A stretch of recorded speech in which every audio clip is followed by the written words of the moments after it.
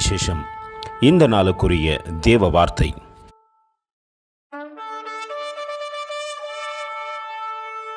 When they heard this, they were baptized in the name of the Lord Jesus. Acts 19:5. వారు ఈ మాటలు విని ప్రభు అయిన యేసు నామమున బాప్తిసము పొందిరి.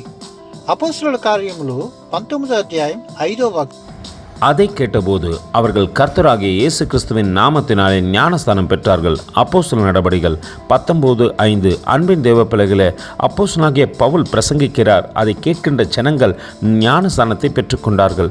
நாமும் பெற்றுக்கொள்ளத்தக்கதாகத்தானே அழைக்கப்பட்டோம். ஆனால் இன்று ஆவிக்குரிய வாழ்க்கையிலே பெற்றுக்கொள்கிறோமா? ஆதியிலே பாருங்கள், தேவனிடத்திலே நிச்சயம் பெற்றுக்கொள்ள வேண்டும் என்று நினைத்தோம். ஞானஸ்தானத்தின் மூலமாய் ரட்சிப்பு பெற்றுக்கொண்டோம். ஆனால் இன்று எப்படி இருக்கிறோம்? ஆதியிலே கொண்ட அன்போடு கூட செயல்பட்டு கொண்டிருக்கிறோமா? ஒவ்வொரு நாளும் ஆவிக்குரிய வாழ்க்கையிலே பெற்றுக்கொள்கிறோமா? அது இல்லை என்பதை தேவன் உணர்ந்தபடியினாலே இந்த கால வேளையிலே நம்மோடு கூட பேசுகிறார். ஸ்தேவானை பாருங்கள், ஒவ்வொரு நாளும் தேவ சமூகத்திலே பெற்றுக்கொள்ளத்தக்கதாக தன்னை ஒப்பு கொடுத்தார். ஆகாரம் பங்கிட்டு கொடுக்கத்தான் கடந்து வந்தார். ஆனால் ஆவிக்குரிய வாழ்க்கையிலே அபரிவிதமான வளர்ச்சி, வசனம் விருத்தி அடைந்தது. நாளுக்கு நாள் ஆவிக்குரிய வாழ்க்கையில உயர்த்தப்பட்டார். நாம் எப்படி இருக்கிறோம்? யோசித்து பார்ப்போமா? கர்த்தர் தாமே உங்களை ஆசீர்வதிப்பாராக. ஆமேன். எங்களோடு கூட இணைந்து ஊழியம் செய்ய விரும்பினால் இந்த வார்த்தைகளை மற்றவர்களுக்கும் பகிர்ந்து கொடுங்கள். இது ராஜ்யத்தின் சுவிசேஷம். Thank you for watching. God bless you.